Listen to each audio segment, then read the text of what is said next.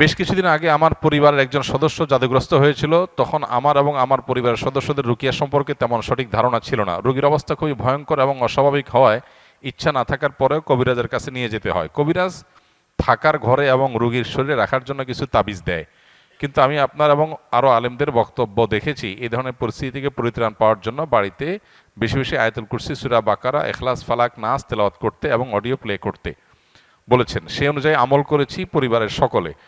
প্রথম প্রথম রোগী কোরআন তেলাওয়াত শুনতেই পারতো না, ধীরে ধীরে আল্লাহর রহমতে সে এখন পরিপূর্ণ সুস্থ স্বাভাবিক আছে। এখন আমার প্রশ্ন হলো, আমরা যে তাবিজগুলো আনলাম এতে করে কি আমাদের শিরকের পাপ হয়েছে কিনা? শিরকের পাপ হয়ে থাকলে ক্ষমার জন্য করণীয় কি? 2, তাবিজগুলো এখনও বাড়িতে এবং তার শরীরে রয়েছে, সেগুলো কি করব? 3, যারা মানুষের ক্ষতি করার জন্য এরকম জাদু করে তাদের বিরুদ্ধে আল্লাহ তাআলা পবিত্র কোরআনে কি বলেছেন?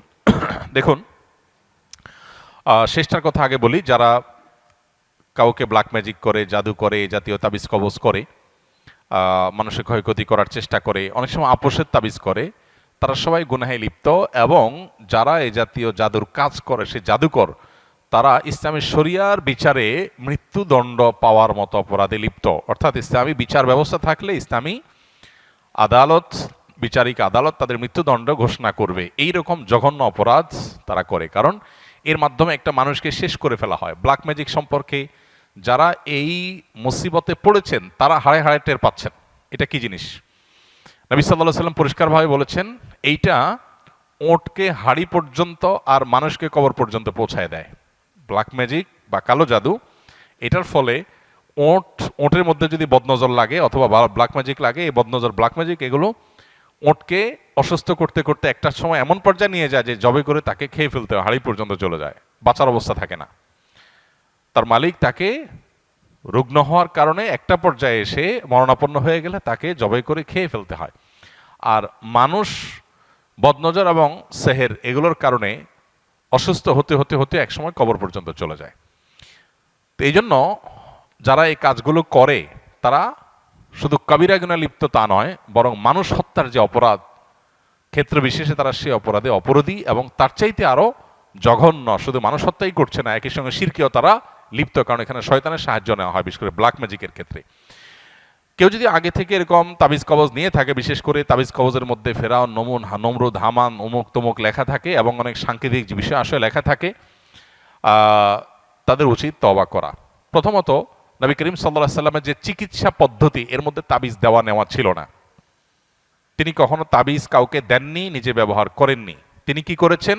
ঝাড়ফুঁক করেছেন, কোরআনে কারিমে আয়াত পড়ে ফু দিয়েছেন, অন্যকে দিয়েছেন। এটা হলো সুন্নাহসম্মত ট্রিটমেন্ট। অতএব আপনার আগের যেগুলো আছে তাবিজ, সেগুলোকে আপনি নষ্ট করে ফেলবেন, ডেস্ট্রয় করে ফেলবেন ইনশাআল্লাহ। আর ইতিপূর্বে যে করা ভুল, কবিরাজের কাছে আপনি গিয়েছেন, ভুল ভাল কাজ করেছেন, সেজন্য আল্লাহর কাছে তওবা করবেন, সংকল্প করবেন, ইনশাআল্লাহ আশা করে যে আল্লাহ তাআলা আপনাকে মাফ করবেন।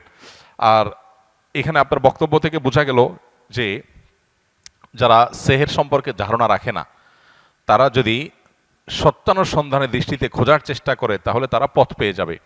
কোরআনে কারিমের তেলাওয়াত করা হলে কিভাবে একজন ব্ল্যাক ম্যাজিকের রোগী ধীরে ধীরে সুস্থ হয়ে ওঠে এবং অস্বাভাবিক পরিবর্তন তার মধ্যে আসে, এটা কোরআনের একটা মুজিজা, অলৌকিকত্ব। মাশাআল্লাহ, এই অলৌকিকত্ব কেউ দেখতে চাইলে তিনি ব্ল্যাক ম্যাজিকের রোগীর উপরে কোরআনের প্রভাব দেখতে পারেন। ব্ল্যাক ম্যাজিকের সাথে ক্যান্সারের একটা যোগসূত্রের কথা অনেক অভিজ্ঞ এবং নির্ভরযোগ্য রাকিদের কাছ থেকে আমি শুনেছি। তারা তাদের অভিজ্ঞতার কথা বলেছে যে ক্যান্সারের মতো দুরারোগ্য ব্যাধি, এর সাথে ব্ল্যাক ম্যাজিকের কানেকশন অনেক বেশি। রুকিয়া শরিয়ার সবচাইতে সহজ এবং স্বাভাবিক পন্থা হলো ডায়াগনোসিসের, যে কোরআনে কারিমের তেলাওয়াত, রুকিয়ার আয়াতগুলোর তেলাওয়াত এবং এ জাতীয় বিষয়াশয়গুলো যখন করা হয় তখন রোগী, তার মধ্যে অবস্থার পরিবর্তন হয়, অস্থিরতা, আর না হলে প্রশান্ত অনুভব করা, এগুলো দেখে মোটামুটি রাকিরা নিরূপণ করেন যে সে এফেক্টেড কিনা। আরও নানাবিধ উপায় আছে, এটা তার মধ্যে একটা। তো এই যে নাম, বাপের নাম জেনে পুরা গোষ্ঠীর ডায়াগনোসিস করা, দূর থেকে শুধুমাত্র এই নাম দিয়ে ডায়াগনোসিস করা, এটাকে রুকিয়া শরিয়ার সাথে জড়িত রাকিরা সঠিক বলেন না। এটা হলো একটা কথা। দ্বিতীয় কথা হলো যে আমরা আত্মরক্ষা কিভাবে করতে পারবো। আসুন্নাহ ফাউন্ডেশন থেকে ইনশাআল্লাহ আগামী সপ্তাহের মধ্যেই আশা করছি আমরা একটা লিফলেট আমরা প্রকাশ করব, যেটা আসুন্নাহ ফাউন্ডেশন অফিস থেকে সংগ্রহ করা যাবে বা অনলাইন থেকে আমাদের ওয়েবসাইটগুলো থেকে ডাউনলোড করে নামিয়ে নেওয়া যাবে। কেউ চাইলে ফ্রি সংগ্রহ করে বিতরণও করতে পারবে ইনশাআল্লাহ। সেখানে আমরা জিন জাদু ইত্যাদিতে আক্রান্ত মানুষদের সিমটমগুলো কি থাকে সাধারণত সেগুলোকে আমরা একত্র করে দিয়েছি এবং সেখানে ব্ল্যাক ম্যাজিক এবং দুষ্ট জিন বদনজর এগুলোর আক্রমণ থেকে এগুলোর উপদ্রব থেকে নিজেদেরকে সেফ বা নিরাপদ রাখার উপায় কি কোরআন হাদিসের আলোকে অনেকগুলো গাইডলাইন সেখানে দেওয়া আছে। এগুলো আমরা মেনে চললে আশা করা যায় আল্লাহ তাআলা আমাদেরকে হেফাজত করবেন। এর ভিতরে মোস্ট কমন হলো সকাল সন্ধ্যার দোয়া এবং জিকির, এটা যাতে কোনো অবস্থাতে মিস না হয়। বিশেষ করে সকাল সন্ধ্যা দোয়া জিকিরের মধ্যে রক্ষা কবচ যে দোয়া জিকিরগুলো আছে এগুলো কিন্তু খুবই গুরুত্বপূর্ণ। তিনকুল, বিসমিল্লাহিল্লাযী লা ইয়াদুররু মা ইসমিহি, তারপরে আপনার হাসবিয়াল্লাহু লা ইলাহা ইল্লাহু, আয়াতুল কুরসি, এই রক্ষা কবচ আমলগুলো বিশেষভাবে পালনীয় সকাল সন্ধ্যায়। এটা যদি নিয়মিত কেউ করে আল্লাহ তাআলা তাকে হেফাজত রাখবেন। সুন্নাহসম্মত রোজাগুলোর বৃহস্পতিবার, বিশেষ করে চাঁদের 13, 14, 15 ব্ল্যাক ম্যাজিক থেকে বাঁচার জন্য এই 3 দিনের রোজা খুবই গুরুত্বপূর্ণ। রোজা এখন ডাক্তাররাও রাখতে বলে, স্বাস্থ্যের জন্য ভালো, নবী সাল্লাল্লাহু আলাইহি ওয়াসাল্লাম বহু আগে বলে গেছেন। এখন সেটার নানা স্বাস্থ্যগত উপকারী দিকও আমরা জানতে পারছি। অতএব আইয়াম বীজের রোজাগুলো রাখলেও সেহের ইত্যাদি থেকে, ব্ল্যাক ম্যাজিক ইত্যাদি থেকে আল্লাহ তাআলা হেফাজত রাখবেন।